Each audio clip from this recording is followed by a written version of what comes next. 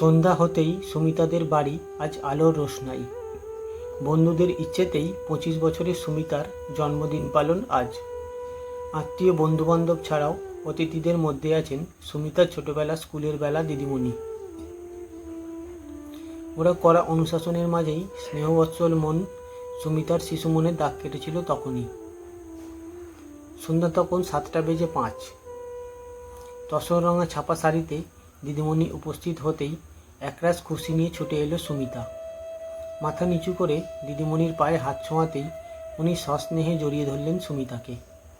তারপর মাথায় হাত রাখতেই সেই সুখানুভূতি অনুভব করল সুমিতা। পাশের বাড়ির মন্দিরে তখন ঢং ঢং করে সন্ধ্যারতির ঘণ্টা বাজছে। ঘুমটা আচমকাই ভেঙে যায় মধ্য-50-এর সুমিতার। দুর্বল শরীর ধাতস্থ হতে বেশ খানিকটা সময় নেয়। অসুস্থতার কারণে অফিসে ছুটি নিয়ে কিছুদিনের জন্য বাড়িতেই আছে সে।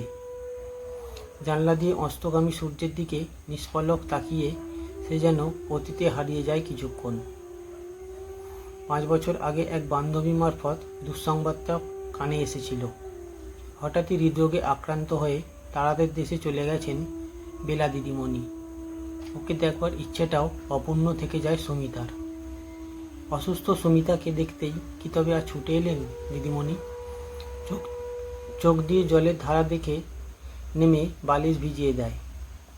এখনও কানে বেজে চলেছে দিদিমণির আশীর্বাদী কণ্ঠস্বর, ভালো থাক, সুস্থ থাক।